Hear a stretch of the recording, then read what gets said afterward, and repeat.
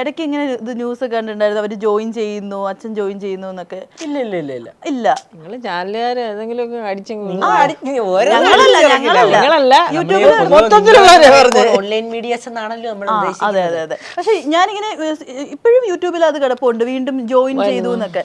ഇടയ്ക്ക് എനിക്ക് അയച്ചു തരും ആരെങ്കിലും. ഞാനോ എപ്പോ അത് എല്ലാവർക്കും അറിയാവുന്നൊരു കാര്യമല്ലേ. ഒരു കേസ് കിടക്കുമ്പോൾ ആ കേസ് എന്റെ ആയിട്ട് വരാൻ പറ്റും, അത്രേ ഉള്ളൂ. അല്ലാതെ വേറെ ഒരു വിഷയമില്ല. കേസ് തീരണം, ഓക്കെ, തീർന്നാ വരാനുള്ളൂ. എല്ലാരും കൂടെ ഒന്ന് ഒരുമിച്ച് ഒരു എല്ലാവർക്കും ഭയങ്കര ആഗ്രഹമാണ്. പക്ഷെ അതിനിപ്പോ നമുക്ക് പറയാൻ പറ്റില്ല. അൽസാബിത്തിന്റെ ഇതിൽ നമ്മളെല്ലാവരും നിങ്ങൾ തമ്മിലുള്ള ആ ഒരു ഫണ്ണി കോംബോ, ആ ഒരു അതാണല്ലോ നമ്മൾ എപ്പോഴും കാണാറ്. എപ്പോഴായിരിക്കും ഇവന്റെ ടെമ്പർ പോകുന്നത്, ദേഷ്യപ്പെടുന്നത് എപ്പോഴാ? അയ്യോ പറഞ്ഞുകൂടെ, ഇനിയിപ്പോ ബാക്കിയോടെ പറയാം. എന്തായാലും ഇത്ര അതുകൂടെ പറഞ്ഞോളെ. ഇനി നാറാനൊന്നും എപ്പോഴും ഒന്നും ഇല്ലത്. അത് ഒരു എന്താ പറയുന്നത്, ചിരി വന്നതല്ലോ, പെട്ടെന്ന് ചിരി വന്ന കാര്യം. ഇവന് ദേഷ്യം വരുന്ന കാര്യം ആലോചിച്ചിട്ട് ചിരിച്ചതാ. നമുക്ക് ദേഷ്യം വന്ന് നമ്മളൊന്നീ പൊട്ടിത്തെറിയും. കരയോ? കരയത്തൊന്നുമില്ല. കരച്ചിൽ ഏറ്റവും എൻഡില ചവിട്ടി പൊളിക്കും. അങ്ങനല്ല, ഒറ്റയടിക്ക് പീക്ക് കേട്ട് അപ്പൊ തന്നെ താകാറ്. കാരണം ഞാൻ ദേഷ്യപ്പെടുമ്പോ ഞാൻ തന്നെ ആലോചിക്കും, ഇത് കഴിയുമ്പോൾ ഞാൻ തന്നെ നടപ്പിക്കണ്ടേ സംഭവം. അതായത് ഇപ്പൊ നമ്മൾ എന്താ അങ്ങനാ അത് ഇങ്ങനെ പഠിച്ചോണ്ടിരിക്കുമ്പോ തന്നെ ഞാനിപ്പോ എന്തെങ്കിലും പറയും ചില സമയത്ത്. അതായത് ഇപ്പൊ ഉദാഹരണം നമ്മൾ 2 പണി ഒരുമിച്ച് പറഞ്ഞാൽ നമുക്ക് ചെയ്യാൻ പറ്റുമോ? 6 പണി ഒരുമിച്ച് പറയും. ചെറിയ ചെറിയ കാര്യങ്ങളായിരിക്കും. ചെറിയ കാര്യം, അതായത് ഗ്യാസ് ഓഫ് ചെയ്യണം. ശരി, ഗ്യാസ് ഓഫ് ചെയ്യാൻ വേണ്ടി ഇവിടെ റൂമിൽ നിന്ന് അടുക്കളോട്ട് പോയിരിക്കും.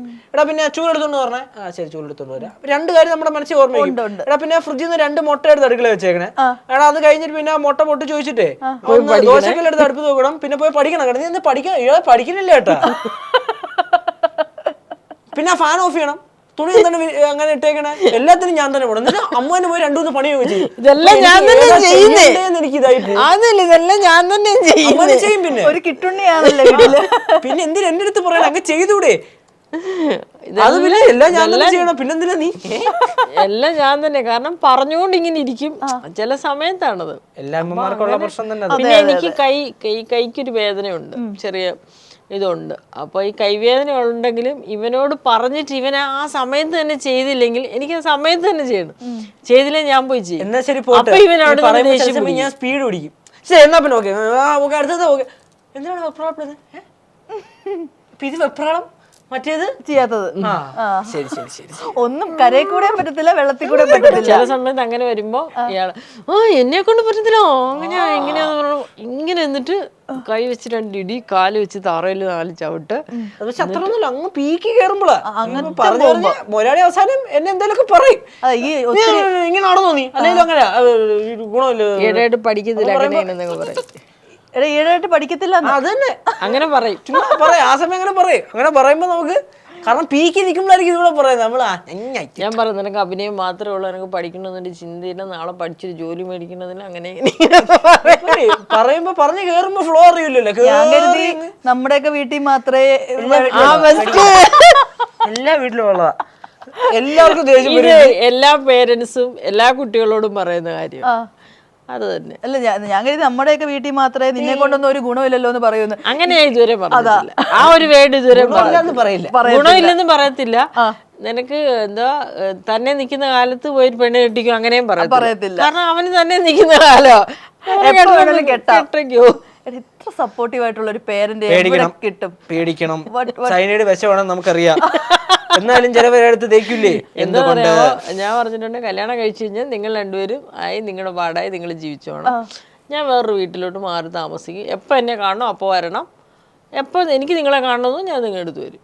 അങ്ങനെ ആയിരിക്കും. അവർക്ക് അവരുടെ ലൈഫ്, നമുക്ക് നമ്മുടെ ലൈഫ്. അത് ഇഷ്ടമില്ലാഞ്ഞിട്ടോ സ്നേഹം ഇല്ലാഞ്ഞിട്ടോ ഒന്നും അല്ല. ഇഷ്ടം കൂടുതലുണ്ടായിട്ടാണ്. കാരണം വേറൊരു ഫാമിലിയിൽ നിന്ന് വരുന്ന ഒരാളാണ്. പിന്നെ അപ്പം നമ്മുടെ വീട്ടിലേക്ക് വരുമ്പോൾ ഇപ്പൊ ആ കുട്ടിയുടെ സ്വഭാവത്തിനനുസരിച്ച് നമുക്ക് 2 പേരും ചിലപ്പോൾ മാറാൻ പറ്റണമെന്നില്ല. അല്ല നമ്മുടെ സ്വഭാവം അനുസരിച്ച് അതിന് മാറാൻ പറ്റണമെന്നില്ല. അത് അടുത്ത് മിങ്കിളായി വരണമെങ്കിൽ കുറച്ച് നാൾ പിടിക്കും. അപ്പോൾ ഹസ്ബൻഡ് വൈഫ് പോകുമ്പോൾ അവർ പെട്ടെന്ന് മിങ്കിളായി അവർ തമ്മിൽ അങ്ങോട്ടും ഇങ്ങോട്ടും അവനവൻ്റെ ഇഷ്ടങ്ങളെ ജോയിൻ ചെയ്യും. പക്ഷെ ഒരു മൂന്നാമത് നിൽക്കുന്ന ഒരു അമ്മയ്ക്കോ അച്ഛനോ ചിലപ്പോൾ അത് കുറേ സമയം പിടിക്കും. അപ്പോൾ അവിടെ പ്രശ്നങ്ങളുണ്ടാവും. അപ്പോൾ ഉള്ള ഇഷ്ടം കൂടി പോവും. പിന്നെ ഇതിനിടയ്ക്കിടന്ന് അനുഭവിക്കേണ്ടി ആരാ? മക്കള്. സ്വാഭാവികം. അതായത് ആ വീട്ടിലെ ആൺകുട്ടിയായിരിക്കും അനുഭവിക്കുന്നത്. അതെ അതെ. കാരണം എന്താ പറയുക, ബേസിക്കലി ഞാൻ പറയണേണ്, അല്ലേ വേണ്ട ഞാൻ ഇത് പറഞ്ഞിട്ട് അവസാനം കയറി കയറി. പിന്നെ വെച്ചാൽ ഞാൻ സിംഗിൾ പേരന്റ് അല്ലേ, കുറച്ച് പൊസസീവ്നെസ് കൂടുതൽ വേണം. ഇപ്പൊ എല്ലാം അവന്റെ ഈ പറഞ്ഞില്ലേ ഡ്രസ്സ് വരെ ഞാൻ എടുത്തു കൊടുക്കണം. അതെ അതെ അതെ. അപ്പൊ രണ്ടഭിപ്രായം വരുമ്പോ അവര് തമ്മിൽ ചിലപ്പം ഓക്കെ ആയിരിക്കും. ചില സമയം നിങ്ങൾ ലേഡീസിന് ഇടയ്ക്കിടയ്ക്ക് മൂഡ് സ്വിങ്സ് ഉണ്ടല്ലോ, മാറുന്ന സമയം ചിലപ്പോൾ ഇവിടെ നിൽക്കുന്ന ആള് പോസിറ്റീവ് ആയിരിക്കും, അവിടുത്തെ നെഗറ്റീവ് ആയിരിക്കും. നേരെ കയറി വെട്ടും തിരിയും തെയ്യും. മിക്കവാറുള്ള എല്ലാ അണ്ണന്മാരും അനുഭവിക്കുന്നതായിരിക്കും, ചുറ്റിരിക്കുന്നതോ തിരിക്കണമൊക്കെ എല്ലാവരും അനുഭവിക്കുന്നതായിരിക്കും. നമുക്ക് ഈ സമയം ഒന്നും ചെയ്യാൻ പറ്റില്ല. നിങ്ങൾ ചില സമയം നമ്മുടെ അഭിപ്രായം ചോദിക്കും, ഇതാണോ അതാണല്ലോ പറ, രണ്ടും കൊള്ളാം നല്ലേ പറയാൻ പറ്റൂ. അല്ല അത് കൊള്ളാന്ന് പറഞ്ഞാൽ ഇപ്പുറത്തൊക്കെ സങ്കടമാവും. കുറച്ച് കഴിയുമ്പോൾ അവർ നമ്മുടെ അടുത്ത് പരാതി പറയും, അല്ലെങ്കിൽ പണങ്ങി പോയിരിക്കും, നമുക്ക് സഹിക്കും ഇല്ല. അപ്പുറത്തുള്ളവർ പറയുമ്പോൾ നമുക്ക് അതേപോലെ സങ്കടമാവും, സഹിക്കും ഇല്ല. അമ്മയല്ലേ ആ ഒരു ഇത് വരത്തില്ല. പല വീട്ടിൽ പലയിടത്തും ഞാൻ കണ്ടിട്ടുണ്ട്. ചിലവന്മാർ ഇന്ന് ഒരുപാടാണ്. അപ്പൊ നമ്മളെ വിധി തന്നെയല്ലേ, രണ്ടുപേരിൽ ഒരാള് വിധി തന്നെയല്ലേ, വിധി തന്നെയല്ലേ എന്ന്. ഒരു 19 വയസ്സുള്ള ആളായി സംസാരിക്കാൻ എനിക്ക് മനസ്സിലായി. അതെന്നെ പ്രശ്നം, ഇതാണ് എന്റെ പ്രശ്നം. അല്ല പക്ഷെ ശരിക്കും എല്ലാരും ഇത്ര മെച്ചൂർഡ് ആണെങ്കിൽ 19 ആയിട്ടില്ല. ആയില്ല. ഓ നല്ല പ്രായമുണ്ട്. അത് ഇവിടെ ഒരുമിച്ച് പഠിച്ചു എന്നുള്ളതല്ല, ഇങ്ങനെ +2 പഠിക്കുമ്പോൾ ഞാൻ LKG ചെയ്തു. അയ്യോ ഞാൻ 7ാം ക്ലാസ്സിൽ പഠിക്കുമ്പോഴേ കണ്ടാ നീ LKG ഓപ്പൺ ആയിട്ട് പറയണ്ടല്ലോ പാവം. അയ്യോ അല്ല തന്നെ തന്നെ ഇനി കുറയ്ക്കരുത്. അത്രയൊന്നുമില്ല ഒരു 5-6 വയസ്സിന് വ്യത്യാസമേ ഉള്ളൂ. ശരി, ബാക്കി തള്ളിക്കോ. അപ്പൊ അതാ പറഞ്ഞത്, ഇനി ഇത്ര 18 വയസ്സിലും 36 വയസ്സിന്റെ ഇതുണ്ട്. കൂടെ നടക്കുന്നതന്നെ 36 വയസ്സുള്ള. പിന്നെ ചുറ്റും കാണുന്നത് ഇത് തന്നെയാ. അതെ, നമ്മള് ലൈഫിൽ നമ്മള് കാണുന്ന അനുഭവമാണ്. കണ്ണചേട്ടൻ എപ്പോഴും പറയും ഏറ്റവും കൂടുതൽ അറിവുണ്ടാകുന്ന അനുഭവങ്ങളിലൂടെയാണ്. 300 പേജിന്റെ ഒരു ടെക്സ്റ്റ് വായിച്ചിട്ട് നീ എന്തായാലും ഐസക് ന്യൂട്ടൻ ആകാൻ പോണില്ല. പക്ഷെ അതേ സ്ഥാനത്ത് നീ ഒരു 10 ദിവസം നമുക്ക് അറിയാവുന്ന ഒരു വില്ലേജിലൂടെ നടന്നു പോയാ ആ വില്ലേജിലെ എല്ലാ കാര്യങ്ങളും പഠിക്കത്തില്ലേ. അനുഭവങ്ങളാണ്. അങ്ങനെ പഠിച്ചവരാണ് ശരിക്കും പറഞ്ഞ ഈ ബുക്ക് എഴുതുന്നത്. പക്ഷെ ഈ ബുക്ക് വായിക്കണവർക്ക് ബുക്ക് ഓക്കെ, അതാണ് ഹൈ ക്ലാസ്. ഓക്കെ, അവന്റെ ലൈഫില് അവന് 9 വയസ്സില് ഒരു വീട് എന്താണെന്നും അതായത് വീട് ജപ്തിയായി പോകുന്നത് എങ്ങനെയാണെന്ന് വരെ 9 വയസ്സിൽ അവൻ ഡയറക്റ്റ് അറിഞ്ഞു. അതൊരു സാധാരണ ഒരു കുട്ടിക്ക് അറിയാനില്ല. സാധാരണ ഒരു കുട്ടി എന്നല്ല, 21 വയസ്സുള്ളവർക്ക് പോലും അറിയത്തില്ല ആ വീടിന് എത്ര ലോൺ ഉണ്ടെന്നോ, വീടിന് ലോൺ ഉണ്ടോ, അല്ലെ എങ്ങനെ ഈ വീട് വെച്ചു, അല്ലെ എങ്ങനെ ഈ വീട്ടിലെ കാര്യങ്ങൾ ഓടുന്നു എന്ന് പോലും അറിയില്ല. പക്ഷെ 9 വയസ്സിൽ അതെന്താണ്, എങ്ങനെയാണ്, പണം ഉണ്ടെങ്കിൽ എന്താണ്, പണം ഇല്ലെങ്കിൽ എന്താണ് എന്ന് അവൻ്റെ മനസ്സിലേക്ക് ചെന്നു. അവിടെ നിന്ന് അങ്ങോട്ട് അവൻ ചുറ്റുമുള്ള കാര്യങ്ങൾ പഠിച്ചു. അങ്ങനെ വരുന്നതാണ് ഈ മെച്യൂരിറ്റി. അതെ, എല്ലാവരും പറയുന്ന പോലെ തന്നെ എല്ലാവരും പറയും, അതായത് ഇത്രയും വയസ്സ് മുതൽ കുടുംബം നോക്കിയവനാ അങ്ങനെ എല്ലാരും പറയുമല്ലോ. അപ്പം ശരിക്കും പറഞ്ഞു കഴിഞ്ഞാൽ 8 വയസ്സുള്ള കുഞ്ഞിനെ ഒന്നും അറിയത്തില്ല, ചെറിയ കുഞ്ഞാ. എന്നാലും ഒരു പ്രായം കഴിഞ്ഞപ്പോൾ തന്നെ നിനക്ക് കൂടുതൽ ആ വീട്ടിലെ കാര്യം നോക്കണം എന്നുള്ളൊരു ഐഡിയ എത്ര വയസ്സിലൊക്കെയാ വന്നത്? അങ്ങനെ ഒരു ഐഡിയ ഇപ്പോഴും ഇല്ല. അതൊക്കെ ഞാനില്ലേ നോക്കാം. കാരണം അത് നമുക്ക്, അതായത് നമ്മള് ശരിക്കും പറഞ്ഞാൽ ഓരോരുത്തർ ചെയ്യേണ്ട ഓരോ പണിയുണ്ട്. നമ്മൾ ആവശ്യമില്ലാതെ മറ്റേ ചിന്തയിലേണ്ട ഒരു കാര്യമില്ല. എന്നാ നമുക്ക് അറിയാൻ തന്നെ. ഇപ്പൊ ഉദാഹരണത്തിന് അടുക്കള മേടിക്കേണ്ട സാധനങ്ങൾ എന്താണെന്ന് നമുക്കറിയാം. എന്നും പറഞ്ഞുകൊണ്ട് നമ്മൾ തന്നെ ശരി ഇന്നാ പിടി എല്ലാ സാധനവും ഉണ്ട്, അങ്ങനൊന്നും ഇല്ല.